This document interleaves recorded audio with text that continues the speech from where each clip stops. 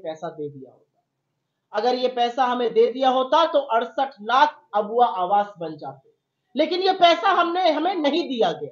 और उसके बावजूद भी हमने जनहित और जन कल्याणी योजनाओं में कोई कमी नहीं आने दी। आपके साथ ये आंकड़े इसलिए साझा किए क्योंकि चुनाव का मौसम है और जुमले की बारिश करने वाले मैदान में उतर चुके हैं और बड़ी बड़ी बातें कर रहे हैं। तो उनसे ये सवाल पूछना है कि प्रभु सब कुछ तो ठीक है, 1,36,000 करोड़ हमारे कब दीजिएगा?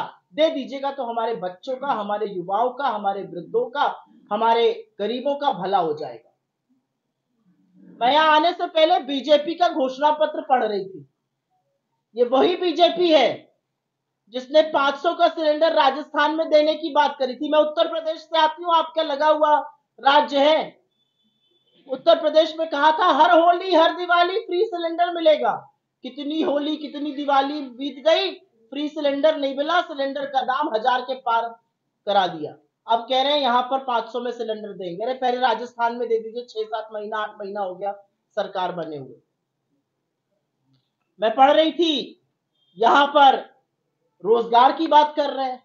अरे 2 करोड़ जो सालाना रोजगार बनने थे, अभी तक 11 करोड़ बन जाने थे, उनका क्या हुआ? यहां पर बात किसान के हक की हो रही है। एमएसपी की कानूनी गारंटी पर 750 किसानों की शहादत पर चुप रहने वाले, कानून ना बनाने वाले यहां पर किसानों की बात कर रहे हैं।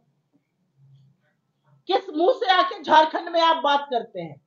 आपके मैनिफेस्टो में सरना धर्म कोड भी नहीं है। और असलियत यह है कि सरना धर्म कोड यहां की सरकार ने पास किया और 2 साल से आपके पास आपकी स्वीकृति के लिए दिल्ली में पड़ा हुआ है और आप उस पर कुछ नहीं कर रहे। आपने लगातार सीएनपीटी को लगातार कमजोर करने का काम किया है, जिससे आदिवासियों पर, वंचितों पर, शोषितों का आप शोषण कर सकते हैं। असलियत यह है कि आपकी सरकार ने आंगनबाड़ी में बच्चों का बजट आधा किया था। आपकी सरकार ने बुजुर्ग पेंशन को कम किया था। उल्टे हम अब सर्वजन पेंशन देने जा रहे हैं। पहली बार हिंदुस्तान के किसी राज्य में 50 वर्ष से ज्यादा के उम्र के व्यक्ति को यह पेंशन मिलेगी। अमूमन 60 साल से ज्यादा पर मिलती है। आपने 11 लाख राशन कार्ड खत्म किए थे, हमने वो बहाल किए और हमने नए लाभार्थी जोड़े।